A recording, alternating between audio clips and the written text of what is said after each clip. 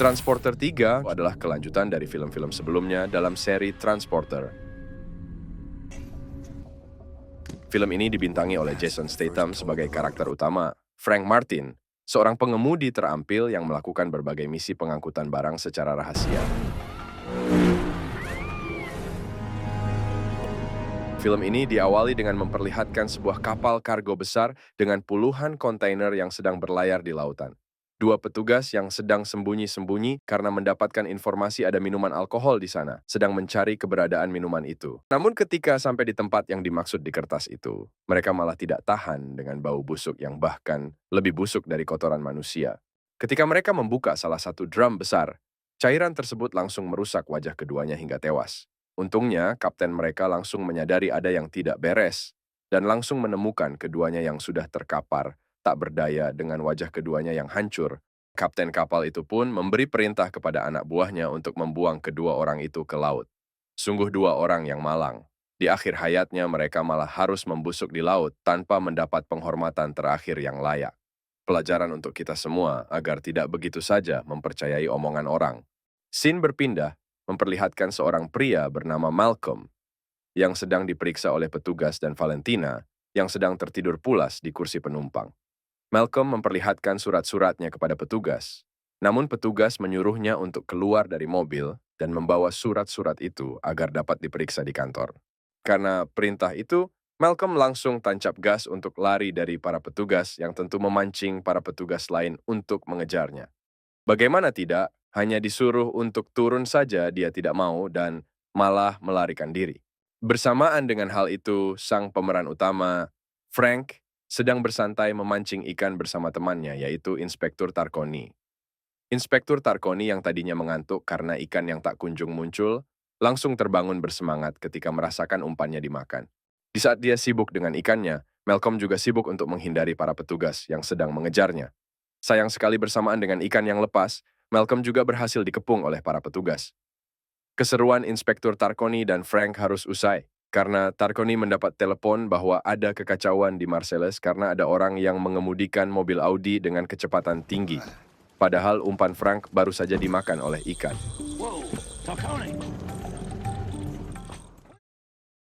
Scene berpindah memperlihatkan seorang mafia bernama Johnson turun dari sebuah jet pribadi dan diikuti oleh anak buahnya. Kepada petugas imigran, dia bilang ingin melakukan bisnis di Prancis di bidang perlindungan lingkungan hidup. Menteri Prancis sedang diwawancarai oleh para wartawan tentang rencananya membuka konferensi Uni Eropa di Odessa yang akan membahas mengenai pencemaran lingkungan oleh limbah pabrik. Setelah menjawab beberapa pertanyaan, menteri tersebut pamit karena ada hal lain yang harus dia lakukan. Ketika kembali ke kantornya, dia mendapat sebuah paket ada di mejanya yang berisi handphone yang langsung tersambung oleh Johnson. Johnson mengatakan bahwa dia mempunyai bukti negosiasi antara menteri dengan Ego Corp mengenai pengizinan kepada mereka untuk melakukan bisnis di Ukraina. Menteri langsung membantah tuduhan itu. Dia bilang kalau dia sudah membatalkan negosiasi itu secara permanen. Johnson langsung mengatakan bahwa ada dokumen di amplop itu yang langsung dicek oleh menteri. Wajah terkejutnya menteri membuat Johnson tersenyum puas. Frank yang sedang bersantai di rumahnya dikejutkan oleh sebuah mobil yang menabraki rumahnya. Dia pun langsung menghubungi ambulans. Frank memeriksa keadaan orang itu. Ternyata dia adalah Malcolm yang pernah ia rekomendasikan kepada sindikat mafia yang ia tolak pekerjaan dari mereka dan membuatnya harus mengeluarkan banyak energi untuk melawan anak buah dari sindikat itu. Untungnya Frank mempunyai ilmu bela diri yang kuat sehingga bisa dengan mudah mengalahkan mereka.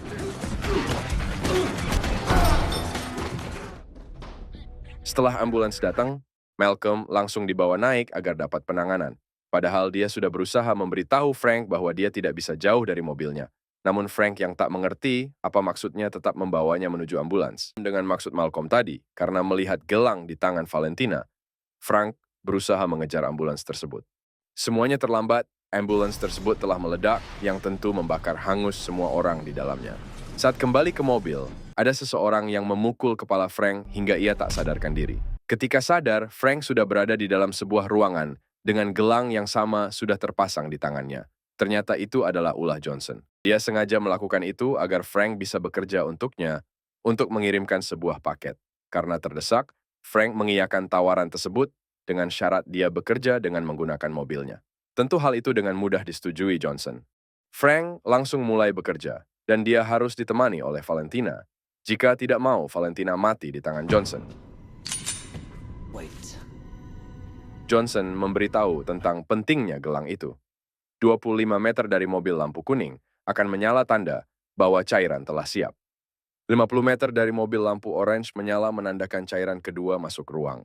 Dan 75 meter dari mobil lampu merah menyala artinya telah siap untuk meledak. Dengan singkatnya, Frank sama sekali tidak bisa jauh dari mobilnya. Dia juga diberi handphone yang sudah dirancang hanya bisa menghubungi Johnson. Dan tak lupa Johnson memberinya uang saku untuk bensin dan makan yang dia lempar sembarang arah. Kalau dia bersikap seperti itu ke emak-emak Indonesia, mungkin dia akan terkena pukulan sapu. Frank berangkat. Dia berusaha untuk mencari tahu tentang apa semua ini lewat Valentina. Namun sayangnya Valentina memilih untuk bungkam. Walau dia telah mengusahakan berbagai cara untuk membuat Valentina bicara, Valentina tetap diam 1000 bahasa. Frank merasa bahwa mereka bisa saja bekerja sama agar lepas dari masalah ini. Valentina tidak setuju karena masalah mereka yang berbeda. Frank pun memilih untuk menyerah dan melanjutkan perjalanannya. Sedangkan Tarconi sedang melakukan tugasnya. Dia melakukan penyidikan di rumah Frank dan diuntungkan dengan adanya rekaman yang memperlihatkan wajah dan plat nomor mobil dari dua anak buah Johnson yang mencegat mobil Derek yang sedang mengangkut mobil Malcolm untuk mengambil sebuah alat di dalamnya. Di lain sisi, Menteri bertemu dengan orang-orang dari Ego Corp. Ternyata akan ada 8 kapal kargo yang akan berlabuh. Sedangkan Menteri tahu hanya 1 kapal yang akan berlabuh nanti.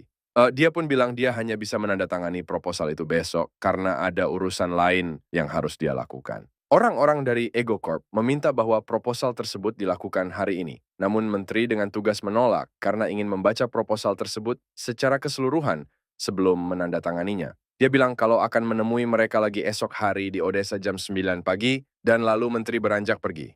Nahkoda kapal melaporkan kebocoran bahan berbahaya itu kepada atasannya karena takut akan ketahuan. Namun atasannya itu bilang bahwa mereka baru bisa berlabuh esok hari. Ternyata Menteri sengaja mengulur waktu. Dia meminta bantuan orang lain dan harus selesai besok. Anak buahnya itu menyanggupi karena dia bahkan sudah punya petunjuk lokasi yang akan dia tuju. Tarconi berhasil melacak kemana mobil yang ia kejar itu melaju. Ternyata mereka menuju ke Rordorf. Tarconi pun memerintahkan anak buahnya untuk menghubungi teman yang di Jerman dan bilang kalau dia akan mengunjungi mereka untuk makan malam. Kembali ke Frank dengan misinya, ia memilih untuk menemui temannya yang tahu tentang gelang bom itu.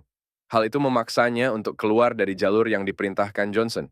Johnson tentu langsung menyadari hal itu dan memerintahkan anak buahnya untuk segera mengejar Frank agar ia bisa kembali ke jalurnya. Temannya Otto itu bilang bahwa gelang itu adalah teknologi resolusi magnetik yang berasal dari Pentagon yang biasanya ada plat transmisi yang ada di mobilnya. Namun dalam waktu sebentar saja anak buah Johnson langsung menemui Frank. Selagi dia sedang menghadapi anak buah Johnson, Otto tetap fokus mencari plat transmisi di mobil Frank. Dengan dia yang memang terbiasa untuk bela diri, Frank dengan mudah melawan anak buah Johnson. Hal itu membuat Valentina terkesima.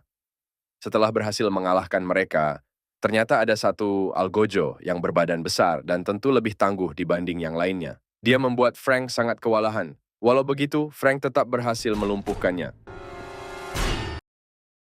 Otto memang berhasil menemukan plat transmisinya. Tetapi jika plat itu dilepas, Frank akan meledak.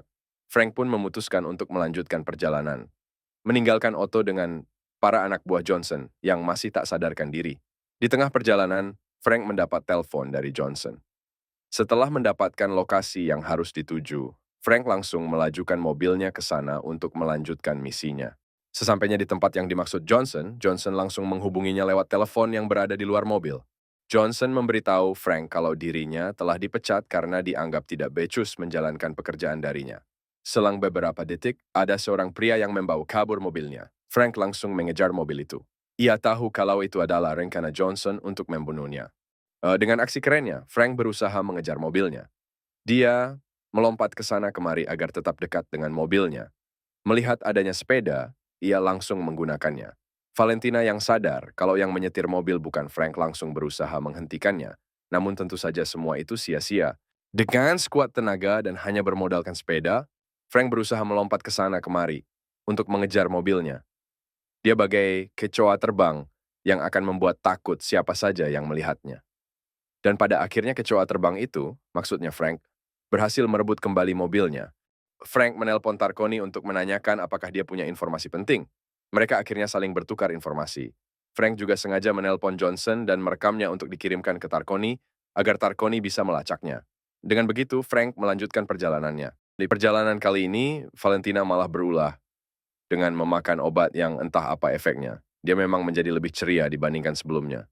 Tetapi itu cukup membuat Frank kewalahan menghadapinya. Dia juga sempat kehilangan kendali atas mobilnya hingga hampir bertabrakan dengan mobil yang berlawanan arah dengannya. Frank berhenti untuk mengisi bensin. Valentina kembali berulah dengan malah membeli vodka.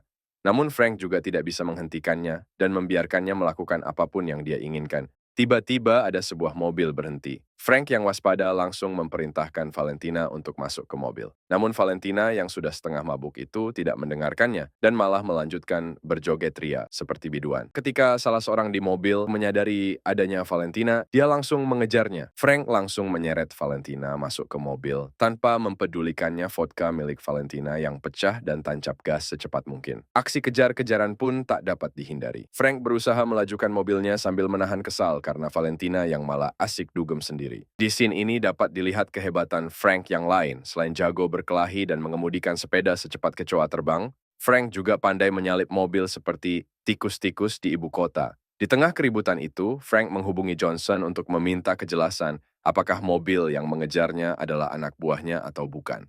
Dan ternyata mereka tidak ada hubungannya sama sekali dengan Johnson.